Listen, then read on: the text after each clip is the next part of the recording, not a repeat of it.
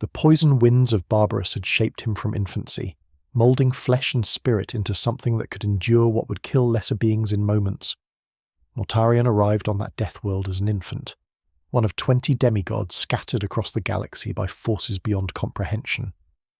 Where other Primarchs landed among civilizations that would nurture their gifts, he crashed onto a planet where the very air was weaponized by those who ruled from the mountain peaks.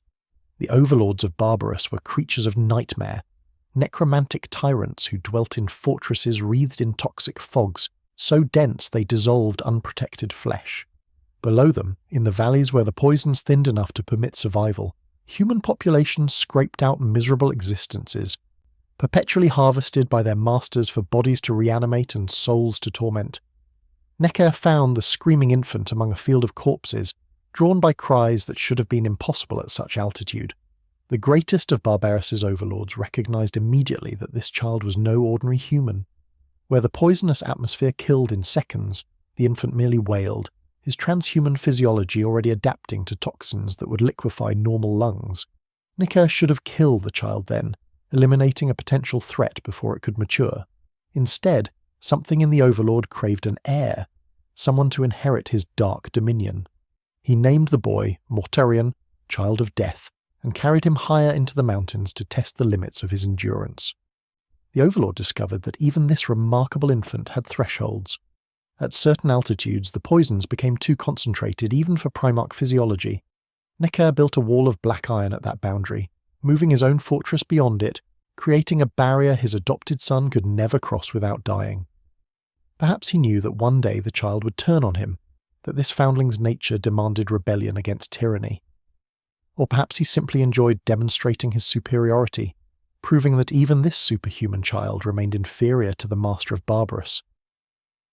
The years Mortarion spent in Necker's custody scarred him in ways that would never heal. The overlord was not a nurturing father, but a brutal instructor who taught through humiliation and violence. He trained the boy in warfare, in the construction of weapons, in the manipulation of flesh and the binding of souls. But alongside practical knowledge came constant belittlement, a steady erosion of confidence disguised as education. Necker ensured Mortarion understood he was never quite good enough, never truly worthy, always falling short of some undefined standard. When Mortarion dared question his father's methods, when his curiosity turned toward the suffering humans in the valleys below, the overlord's responses were savage. Beatings were common, administered with calculated precision to cause maximum pain without permanent damage to the Primarch's rapidly healing body. Once, when young Mortarion ventured too far from his tower prison, Necker whipped him bare to the bone, flaying skin from muscle as punishment for disobedience. These experiences taught Mortarion that power came through endurance, that survival meant accepting punishment without breaking, that the weak existed only to serve the strong. Eventually, his questions about the Valley humans became too insistent to ignore. What were these creatures the overlords treated as livestock? Why did they scream when the warlords descended to reap their harvest? Necker refused to answer, and Mortarion realized his adoptive father would never provide the truth he sought. One night, he killed the guards at his tower and descended into the valleys below, seeking answers among the people themselves. What he found transformed him. For the first time in his life, Mortarion encountered beings who existed without cruelty as their primary language. The Valley humans were broken, terrorized, living in constant fear of the next reaping, but they possessed something the overlords lacked.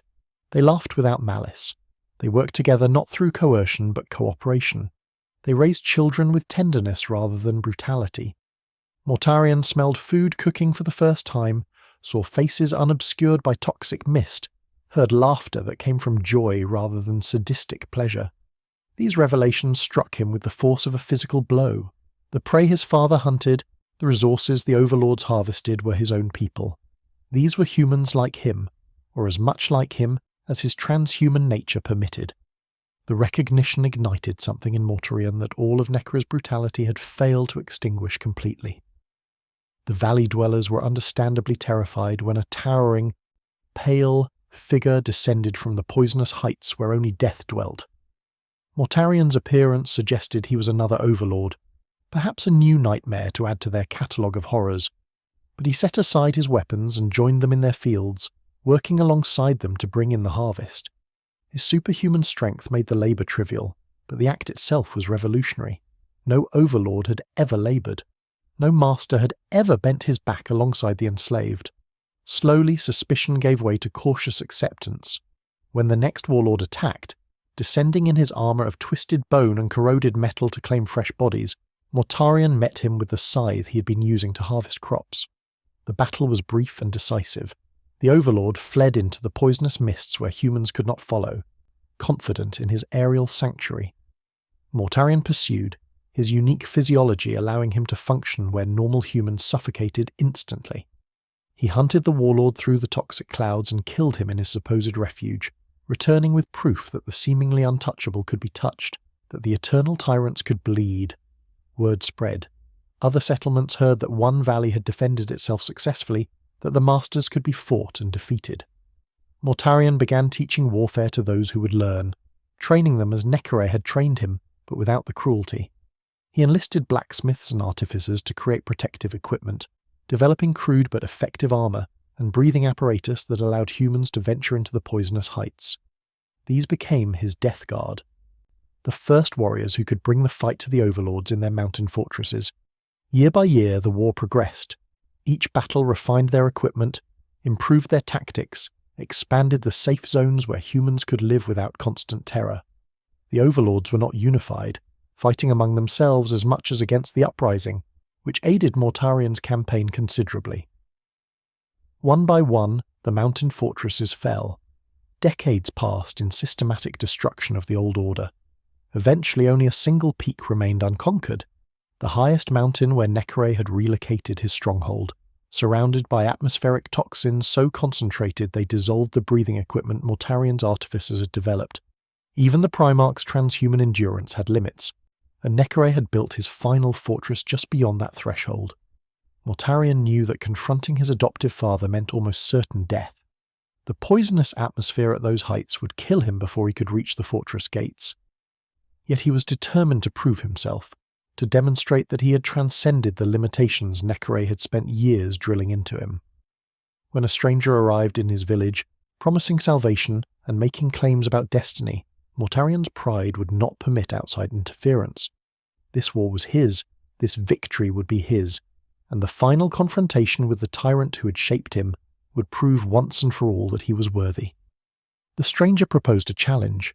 If Mortarion could defeat Decay alone, the stranger would depart and leave Barbarous to its people. If he failed, Mortarion would swear eternal fealty to the stranger and join the Imperium he represented.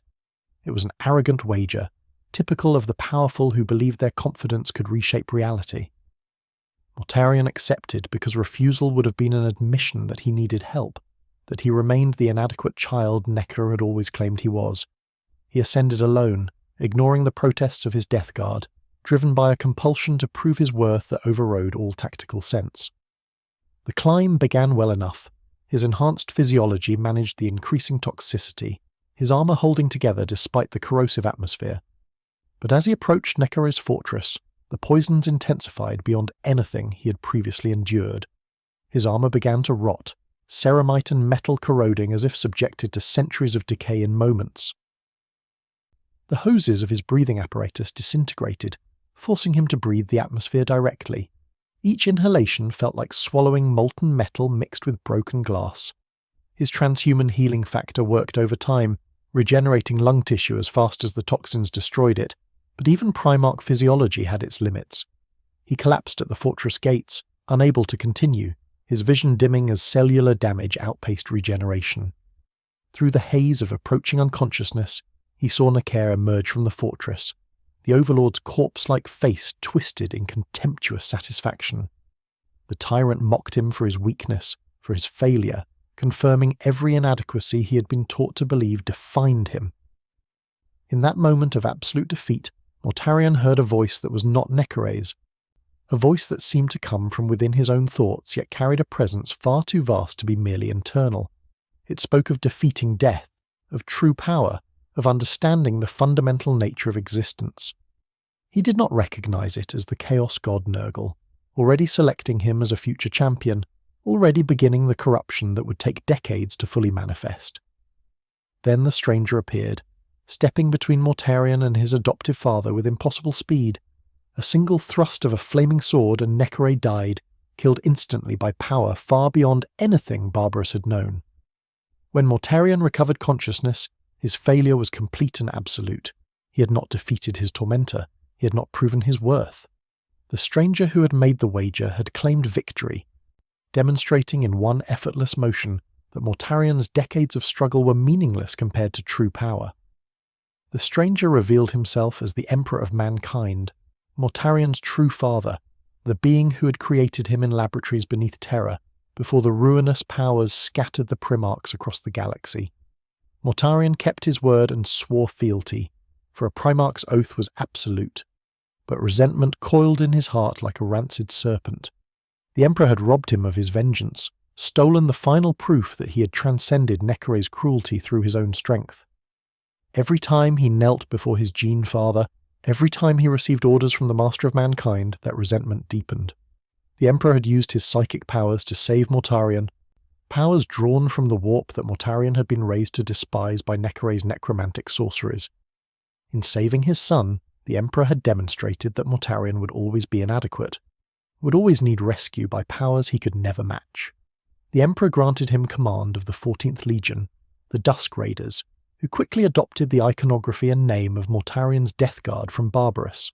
They became specialists in endurance warfare, in toxic environments, and attritional conflicts where victory was measured not in glory, but in the capacity to outlast the enemy. Mortarion shaped them according to his own philosophy: strength through suffering, victory through endurance, power through the ability to survive what would destroy lesser beings. He recruited heavily from Barbarous itself. Despite objections from the Terran Administratum that the planet's inhabitants made poor candidates for Space Marine transformation, their bodies were already poisoned, their genetics damaged by generations of toxic exposure, but Mortarion insisted. Perhaps he wanted soldiers who shared his background of surviving through horror. Perhaps he simply refused to abandon the people he had liberated. He left Barbarous largely unchanged after claiming it as the Death Guard's homeworld, maintaining the poisonous conditions that had shaped him, believing that hardship created strength and comfort bred weakness. This philosophy would define his legion's character and contribute to their eventual fall. Throughout the Great Crusade, Mortarion distinguished himself as a reliable general who achieved objectives through methodical application of overwhelming force. He was not given to grand strategies or brilliant tactical innovations, but he could be counted on to grind through any opposition through sheer determination and the willingness to accept casualties that would have broken other legions. His forces specialized in scenarios other legions found distasteful: toxic worlds, disease-ridden systems, battlefields where the environment itself was as deadly as the enemy. The Death Guard endured where others could not, their Primarch's philosophy of survival through suffering made manifest in their combat doctrine. But Mortarion remained apart from his brothers, never quite fitting into the brotherhood of Primarchs that the Emperor had envisioned. He was closest to Horus, who treated him with respect and seemed to genuinely value his counsel, and to Conrad Kurz, the Night Haunter, whose traumatic upbringing created a bond of shared darkness.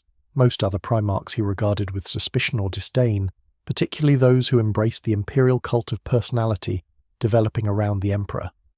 He saw the Imperium's direction with growing unease, watching as the military conquest gave way to civilian bureaucracies, as the pragmatic logic of the Great Crusade was subsumed by political maneuvering and the accumulation of soft power by those who had never proven themselves in combat. When the Emperor announced his retirement from the Great Crusade to pursue mysterious projects on Terra, Mortarion's resentment deepened. The being who had stolen his final victory now abandoned the war he had initiated, leaving his sons to complete his conquest while he pursued secret ambitions. The War Master position went to Horus, which Mortarion supported, but the Emperor's departure felt like another betrayal, another demonstration that Mortarion and his brothers were merely tools to be discarded when no longer immediately useful. The edicts from Terra grew more divorced from military reality. The Council of Terra, composed of bureaucrats and administrators rather than warriors, began issuing directives that made no tactical sense, prioritizing political considerations over strategic necessity. Iterators and remembrancers attached to the legions, civilians who had never fought but claimed authority to shape the Crusade's narrative and direction. To Mortarion, who had spent his life proving worth through endurance and combat, these developments represented everything he despised. Power claimed through words rather than deeds, authority asserted without proving superiority through trial. The system the Emperor was building resembled the tyranny of Barbarous more than Mortarion cared to admit, with a powerful elite ruling over masses they considered inherently inferior. When Horus turned against the Emperor, Mortarion's choice was not difficult. He had never forgiven his gene-father for the humiliation on Barbarous. He despised the psychic powers the Emperor wielded, powers that reminded him too much of Necra's necromantic sorceries. He rejected the emerging imperial doctrine that elevated the Emperor to godhood, seeing it as the same tyrannical structure he had fought against his entire life. Horus offered an alternative, an imperium ruled by those who had proven themselves through conquest, where military logic would override political considerations, where the strong would rule without apology or the pretense of benevolence. Mortarion committed his legion to the rebellion, joining the War Masters' coalition against the false emperor. The Death Guard participated in the massacre at Istvan, purging the loyalist elements from their own ranks with methodical efficiency. They deployed virus bombs that reduced entire hives to liquefied biomass, demonstrating that Mortarion's philosophy of endurance had its limits when confronted with weapons that killed too quickly for resilience to matter. He split his fleet during the campaign toward Terra, commanding one element personally, while his first captain, Callus Typhon, led the other. Typhon had been with Mortarion since Barbarous, one of the first to join the Death Guard in their war against the Overlords. He was a half-breed, the offspring of one of the necromantic tyrants and a human woman, which had given him psychic potential he carefully concealed from his Primarch. Mortarion's hatred of psychers was absolute, born from his experiences with Necray and reinforced by his distrust of the Emperor's own psychic mastery. Typhon had hidden his abilities through pure force of will, suppressing the manifestations that would have marked him as one of the witches Mortarion despised. He had risen through merit and brutal competence to become first captain, commander of the Terminus Est and Mortarion's most trusted subordinate. What Mortarion did not know was that Typhon had been corrupted years earlier during the Zariman campaign, converted to worship of the Chaos Gods through revelations that showed him the true nature of the warp and the powers dwelling within it. He had hidden this conversion as effectively as he had hidden his psychic nature, serving two masters while Mortarion remained ignorant of the betrayal festering at the heart of his legion. When the Death Guard fleet prepared to transit to Terra for the final assault on the Imperial Palace, Typhon made his move. He accused the navigators of secret loyalty to the Emperor, claiming they were agents of Malcador the Sigillite planted within the Legion to sabotage their journey. The evidence he presented was convincing, and Mortarion authorized their execution, allowing Typhon and his Grave Wardens to slaughter the mutants whose third eyes could perceive the tides of the warp. With the navigators dead, Typhon assured his Primarch that he could guide the fleet using his own abilities, employing a cadre of psychically gifted legionaries who were librarians in all but name, their talents disguised as tactical intuition and battle prescience. Mortarion accepted this, his trust in his first captain overriding his hatred of witchcraft, unaware that he was granting Typhon the means to doom them all. Instead of navigating to Terra, Typhon led the Death Guard fleet into a trap, becalming them in the warp where the strange tides of the Immaterium left them directionless and helpless. They were marooned in a realm where physical laws held no consistent meaning, where time flowed in contradictory directions, where the barriers between reality and nightmare dissolved into meaninglessness. Then came the plague. Fat devil flies manifested from nowhere, buzzing through the thickening atmosphere inside the warships. Where they bit, flesh turned to suppurating jelly. The demon venom of their stings caused mortal tissue to blossom into hard new growths of bone and cartilage that burst through skin in agonizing eruptions. The destroyer plague swept through the Death Guard, and their superhuman resilience to disease became their curse rather than their salvation. They could not die. Their enhanced physiology fought the infection with desperate intensity, but healing only prolonged the agony as the plague adapted faster than their bodies could respond. They suffered transformations that should have killed them instantly, but instead left them trapped in bodies that were simultaneously alive and rotting, conscious while their flesh liquefied and reformed in grotesque patterns. Mortarion sought desperately to save his sons, but every attempt failed. The first to fall was Raheb Zurich, whose body swelled until his armor merged with his skin, becoming a single fused shell from which pestilential bone funnels erupted. Into these openings poured thousands of Nurgle's demon flies, gnawing him from inside until his body became a hollow colony of disease-carrying insects that nonetheless retained enough consciousness to scream. The Death Guard could neither die nor recover. They were trapped in eternal suffering. Their legendary endurance transformed into an instrument of torture, as Nurgle demonstrated that resilience could become a weakness when applied against the correct malady. Days passed, or perhaps years. Time held no consistent meaning in the warp. The Legion's suffering intensified rather than diminishing, each moment worse than the last as the plague evolved in response to every adaptation their bodies attempted. Mortarion himself remained immune initially, his Primarch physiology protecting him where his sons fell, forcing him to watch helplessly as his Legion transformed into grotesque mockeries of their former selves. He confronted Typhon aboard the Terminus Est, finally recognizing the betrayal his first captain had engineered. Their confrontation revealed the depths of Typhon's treachery and the futility of resistance against powers that transcended mortal comprehension, setting the stage for Mortarion's ultimate submission to the Plague God and his transformation into the demon prince who would serve Nurgle for 10,000 years as the Lord of Death and the Pale King of Pestilence. Typhon stood before him aboard the Terminus Est, resurrected through powers that mocked mortality itself. The confrontation revealed the true depth of the betrayal. Mortarion had struck down his first captain with the Scythe Silence, the blade that had once belonged to Neckery, the weapon that symbolized his triumph over tyranny. But the Destroyer Plague infused Typhon with energies that transcended death, and he rose again, laughing at his Primarch's futile resistance. Mortarion then unleashed his final contingency, a weapon he had kept confined in the depths of the ship.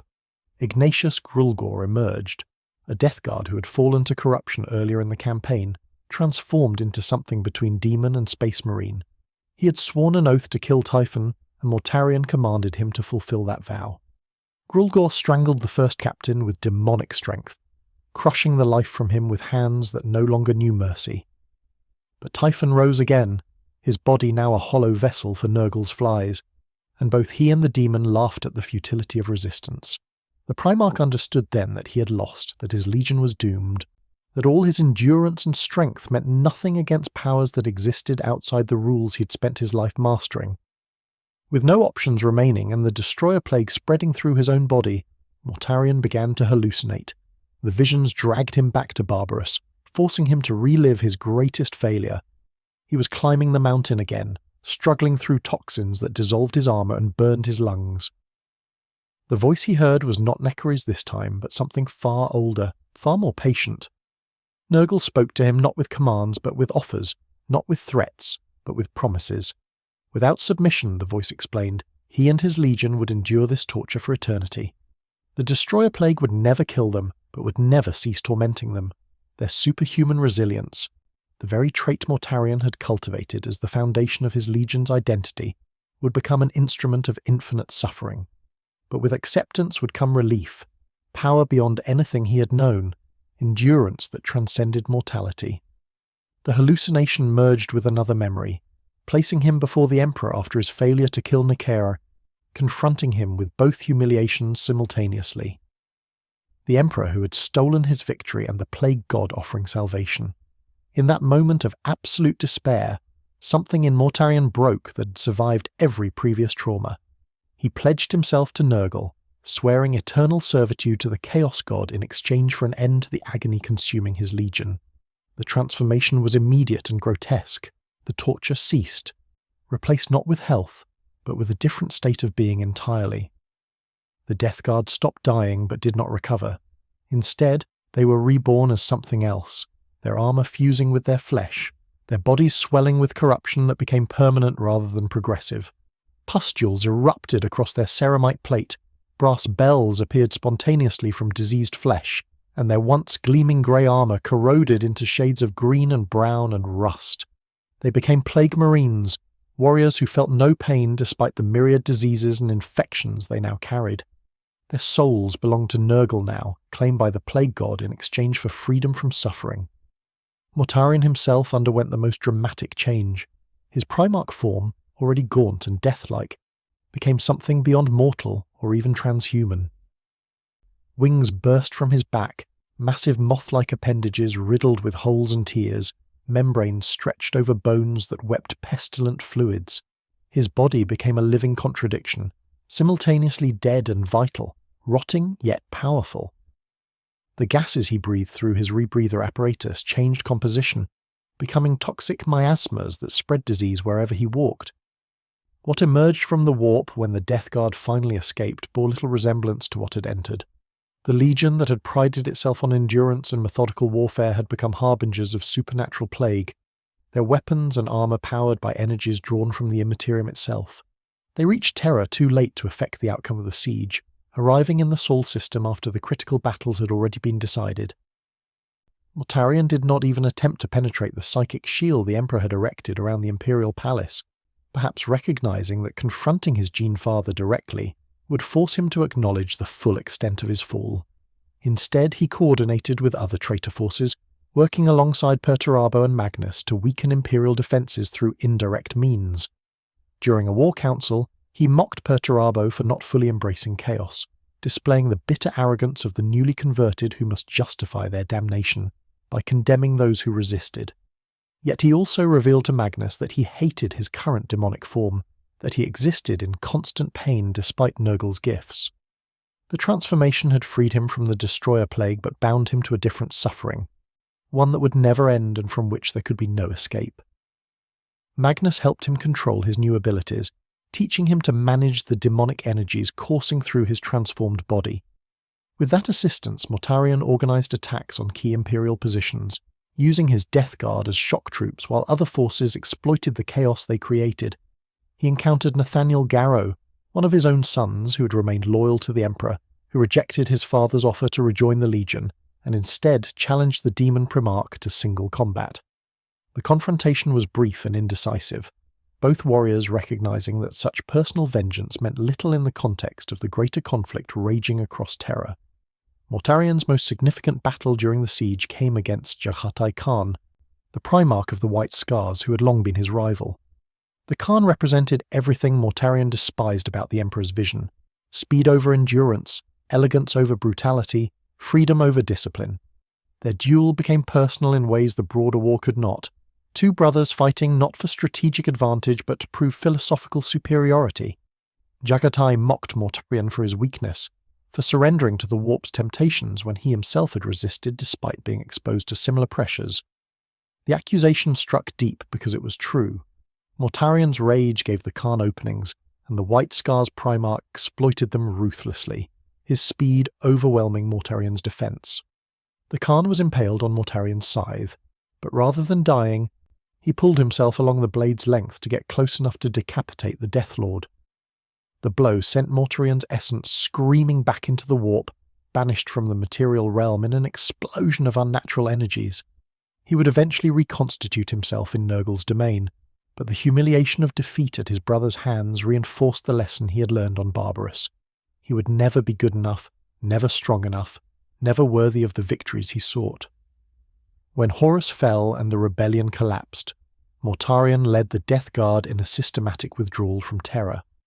Unlike many traitor legions that fled in disorder, the Death Guard maintained their cohesion, fighting rearguard actions that allowed other Chaos forces to escape.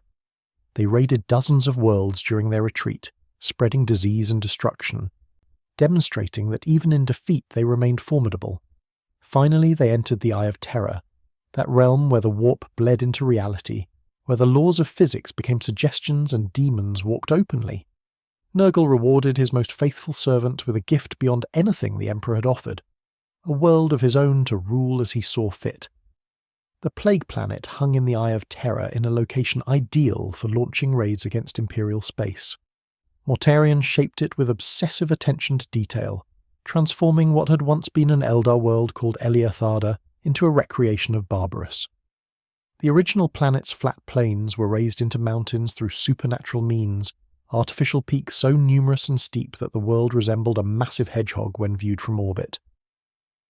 Toxic fogs rolled through valleys where diseased humans cowered in festering villages, their lives brief and miserable, perpetually harvested by their masters in the mountain fortresses above. The irony was absolute and apparently lost on Mortarion himself.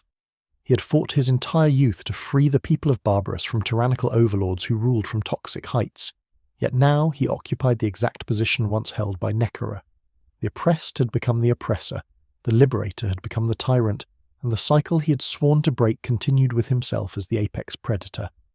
7 great mountains dominated the Plague Planet's geography, each hosting a fortress citadel for one of the Death Guard's plague companies.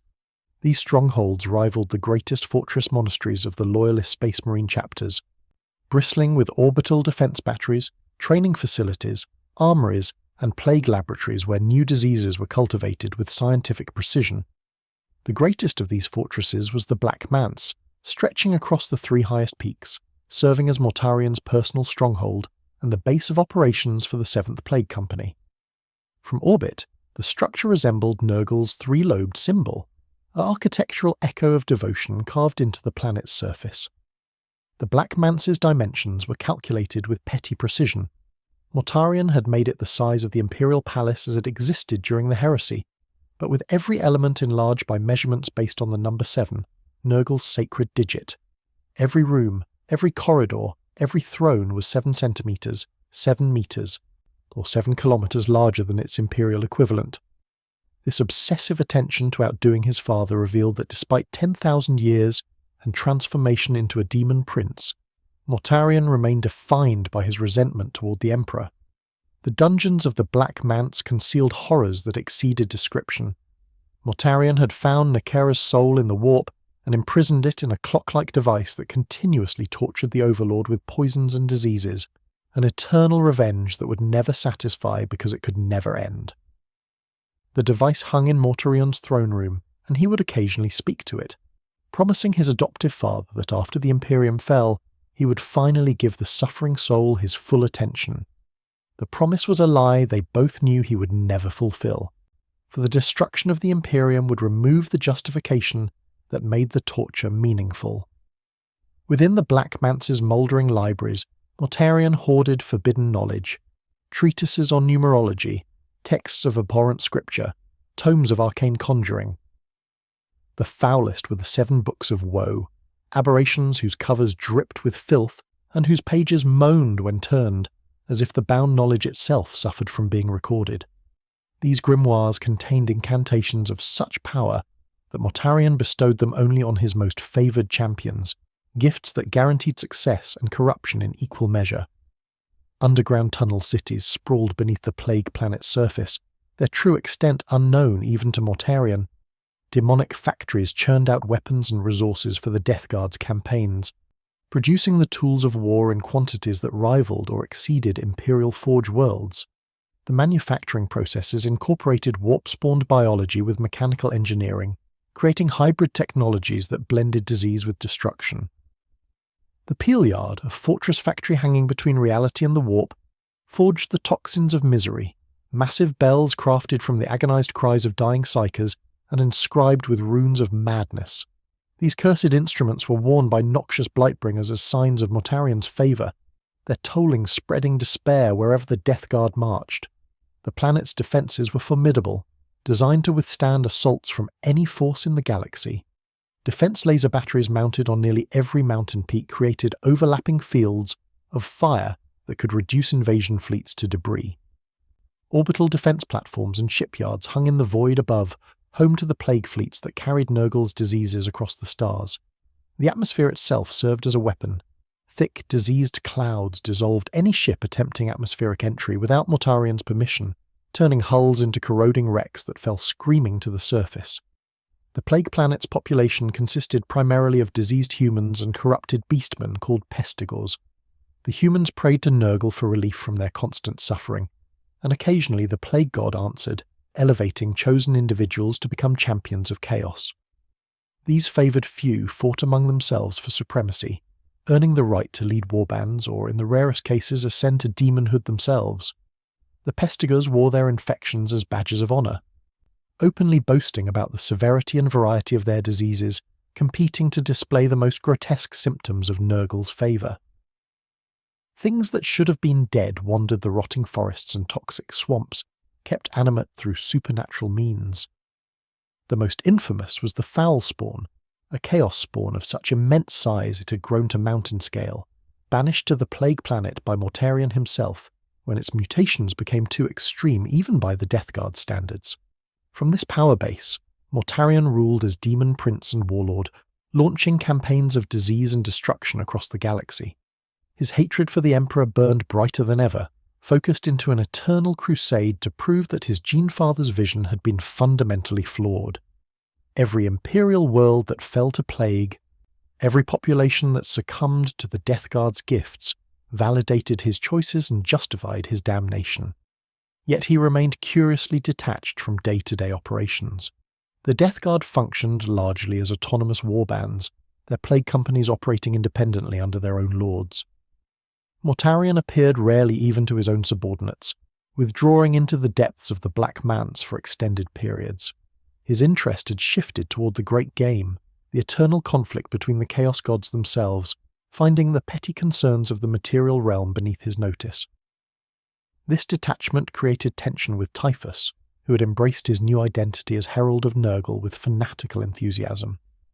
The former First Captain took a far more active role in spreading the Plague God's gifts, leading his own fleets on independent campaigns. He had abandoned any pretense of serving Mortarion, answering only to Nurgle himself, and the rift between Primarch and Herald would never heal.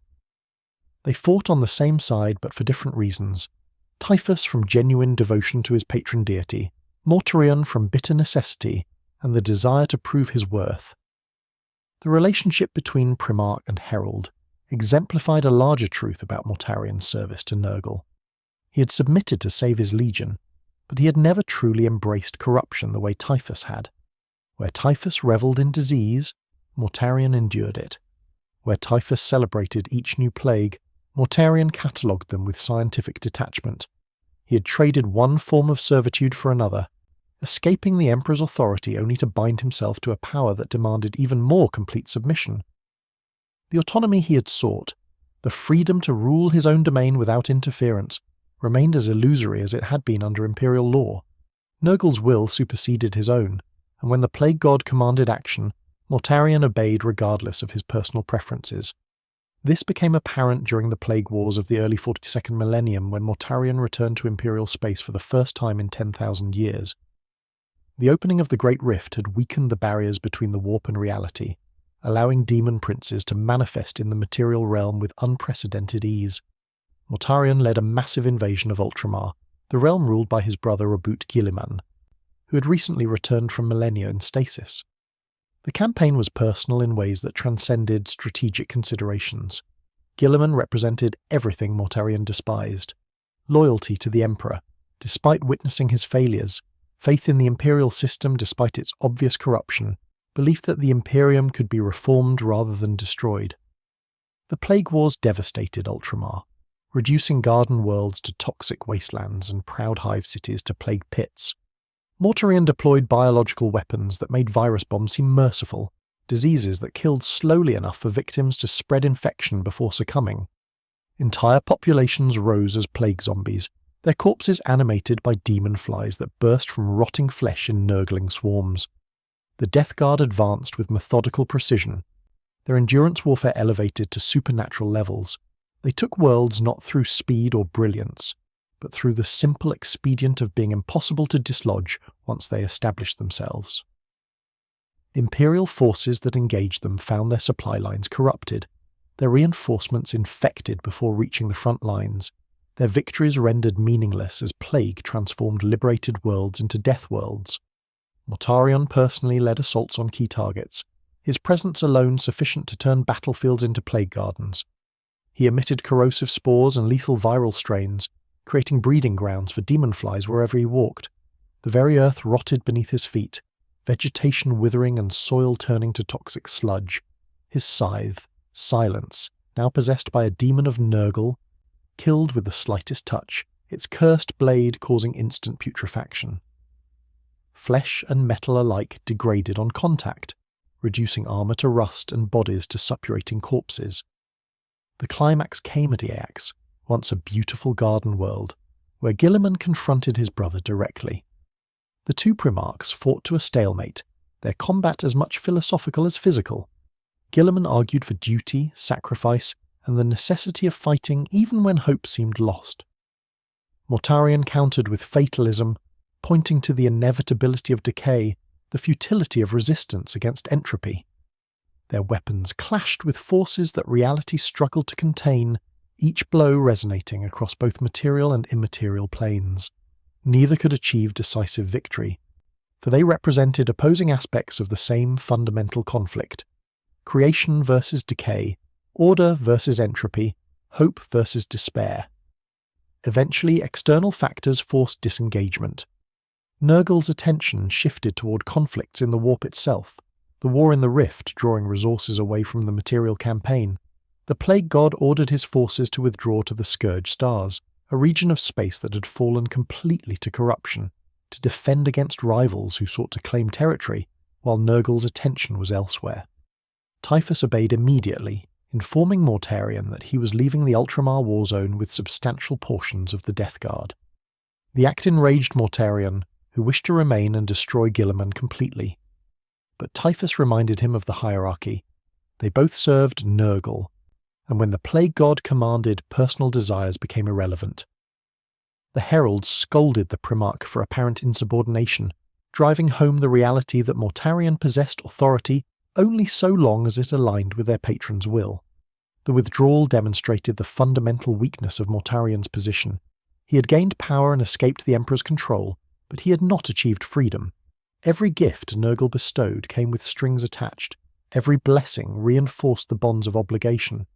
He ruled the Plague Planet not as an independent sovereign, but as a vassal managing territory for a greater lord.